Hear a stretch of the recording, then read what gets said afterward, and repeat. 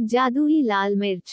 बंसीपुर गांव की पगडंडी पर स्थित एक पुराना सा मिट्टी का घर था, जहां रहती थी एक सीधी सादी, चुपचाप रहने वाली गरीब बहू, चंपा। चंपा हर सुबह उठकर सास के लिए तुलसी पर जल चढ़ाती, घर लिपती और रसोई में दिन भर खटती रहती। पर ससुराल में उसकी कोई खास कद्र नहीं थी। सास कलावती उसे हर वक्त ताने देती, तेरे हाथ की दाल तो बिना नमक की लगती है, तेरी सब्जी में स्वाद ही नहीं है, कभी मिर्च सही नहीं, कभी हल्दी कम।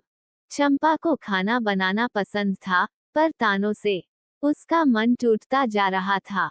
वह अक्सर भगवान से प्रार्थना करती, हे देवी माँ, मुझे कोई ऐसा उपाय दे दो जिससे मेरी रसोई की इज्जत बन जाए।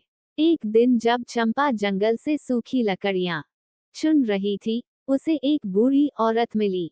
फटे कपड़े, सफेद बाल और कांपती आंखें। वो औरत बोली, बेटी, कुछ खाने को मिलेगा। चंपा ने अपनी पोटली में से सूखी रोटी निकालकर उसे दी और अपने दुपट्टे से उसका चेहरा पोंछा। बूढ़ी औरत मुस्कुराई और बोली, तेरा दिल बहुत साफ है, ये लो लाल मिर्च की छोटी थैली, पर याद रखना, ये साधारण मिर्च नहीं, जादुई लाल मिर्च है। चंपा चौंकी। जादुई? बूढ़ी औरत ने समझाया, इस मिर्च का चुटकी भर छौंक जो भी खाएगा, उसे खाने में वही स्वाद मिलेगा जो उसके मन का है। पर अगर कभी लालच किया या झूठी तारीफ चाही, तो स्वाद कड़वा हो जाएगा। इतना कहकर वो औरत गायब हो गई।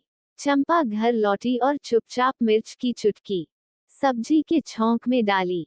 सास कलावती ने पहली बार एक निवाला खाया और चौंक कर बोली, हे राम, इतनी स्वाद वाली लौकी की सब्जी मैंने कभी नहीं खाई। ससुर बोले, आज दाल में बिल्कुल होटल जैसा स्वाद है।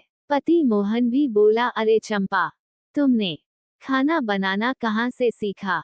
चंपा बस मुस्करा रही थी, देवी माँ का प्रसाद है। धीरे धीरे चंपा की रसोई की खुशबू पूरे गांव में फैल गई। पड़ोसी कहते, भाभी जी का खाना खाओ तो जीभ थाली तक चाटे। स्कूल के मास्टर जी बोले, इनकी सब्जी में तो इतिहास भूगोल दोनों का स्वाद है।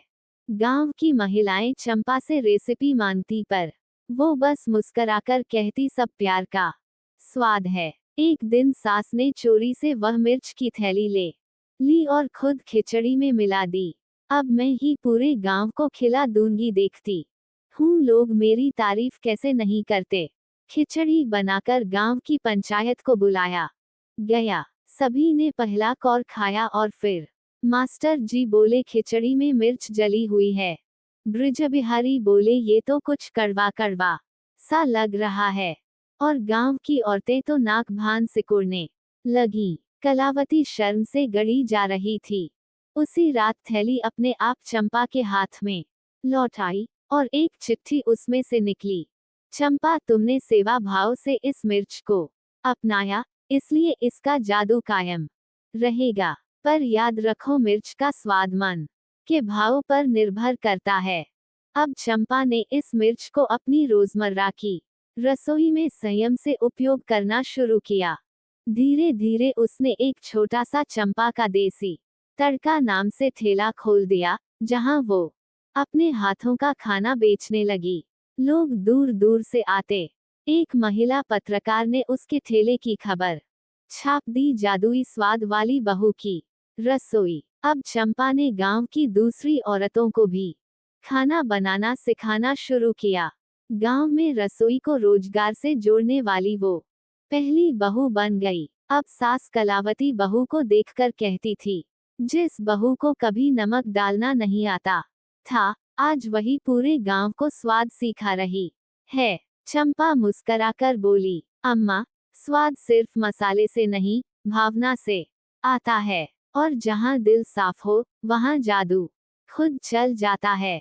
खाना केवल स्वाद नहीं, सेवा और सच्चे मन की भावना है। जब नीयत साफ हो, तो मामूली चीजें भी जादू कर सकती हैं। और स्त्री चाहे बहू हो या बेटी, अगर उसे सम्मान मिले, तो वह चमत्कार कर सकती है।